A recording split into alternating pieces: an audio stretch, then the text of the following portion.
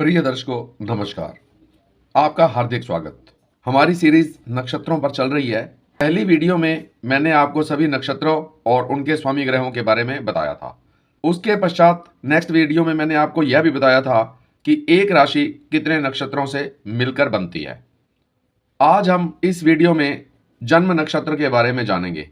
यह बहुत ही महत्वपूर्ण विषय है और इसे जानना भी बहुत ही आसान है। जन्म नक्षत्र को जानने के लिए हमें कुंडली में चंद्रमा की स्थिति को देखना होता है। आपकी कुंडली में चंद्रमा कहीं ना कहीं विराजमान होंगे। वह आपके इस घर में भी हो सकते हैं, यहां भी हो सकते हैं, यहां भी हो सकते हैं, यहां भी हो सकते हैं। इन 12 घरों में से कहीं पर भी हो सकते हैं। अब चंद्रमा जिस नक्षत्र में बैठे हैं वह आपका जन्म नक्षत्र माना जाएगा। मान लीजिए आपका चंद्रमा यहां बैठे हैं और जब आपका जन्म हुआ उस समय चंद्रमा मघा नक्षत्र में थे, तो आपका जन्म नक्षत्र मघा होगा।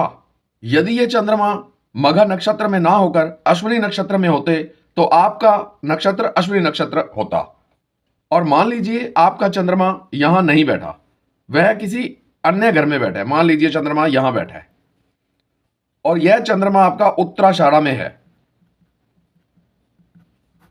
तो आपका जन्म नक्षत्र उत्तराषाढ़ा होगा। जिस तरह किसी कुंडली में चंद्रमा का विशेष महत्व होता है, वैसे ही नक्षत्रों का भी विशेष महत्व होता है। और खास तौर पर जन्म नक्षत्र का तो विशेष महत्व होता ही है। आपने सुना होगा कि जातक का जन्म किस पाए में हुआ है।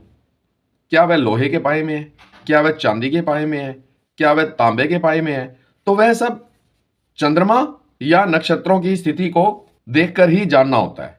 आपकी महादशा, अंतरदशा, प्रत्यंतर दशा इत्यादि भी इन नक्षत्रों पर ही आधारित होती है। कुंडली का सटीक फलादेश करने के लिए हमें तारा चक्र को भी जानना होता है। तारा चक्र को जन्म नक्षत्र से ही देखा जाता है।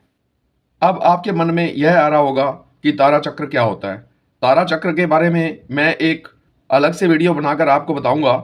मैं संक्षेप में आपको यहां बता देता हूं कि तारा चक्र होता क्या है। जिस नक्षत्र में आपका जन्म हुआ है वह आपका जन्म तारा होता है। उससे नेक्स्ट नक्षत्र जो होता है वह संपत तारा होता है।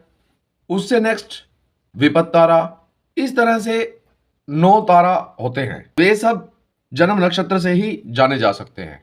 इसलिए जन्म नक्षत्र का बहुत ही अहम रोल होता है। कुंडली में सभी ग्रह किसी ना किसी नक्षत्र में होते हैं। किसी ऐसे नक्षत्र में तो नहीं बैठा जो आपके जन्म नक्षत्र से विपत तारा बनता हो या वध तारा बनता हो, वगैरह वगैरह।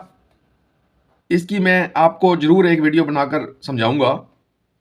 यदि वह ग्रह आपके विपत तारा में बनता है तो जब भी उसकी महादशा, अंतरदशा या प्रत्यंतर दशा आएगी तो वह आपको विपत्तियों में डालेगा।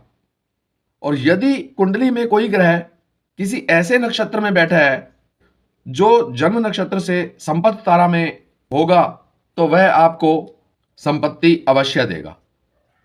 कोई मित्र तारा में आएगा तो शुभ फल करेगा, अति मित्र में आएगा तो बहुत शुभ फल करेगा।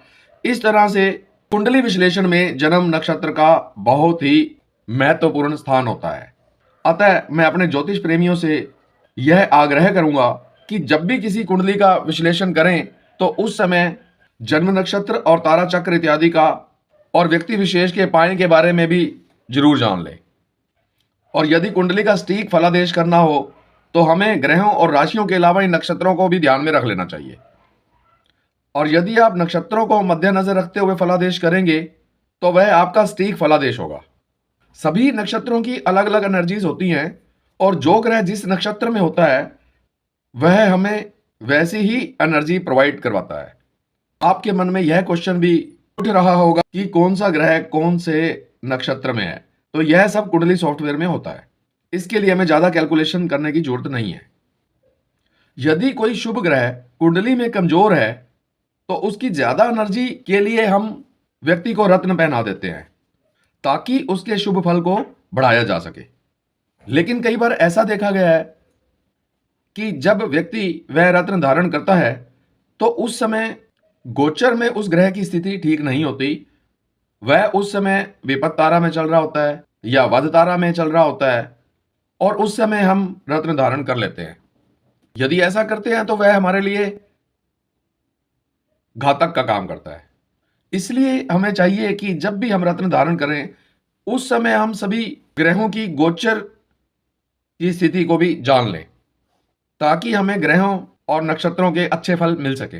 अब किस नक्षत्र का स्वामी ग्रह कौन है, वह मैं अपनी पिछली वीडियोस में बता चुका हूं, और उन स्वामी ग्रहों के कारकत्व क्या क्या हैं, वह भी मैं अपनी वीडियो में बता चुका हूं। यदि वह वीडियोस आपने ना देखी हो तो कृपया उन्हें देख लें। मुझे उम्मीद है कि आपको जन्म नक्षत्र के बारे में तो पता चल ही गया होगा। धन्यवाद।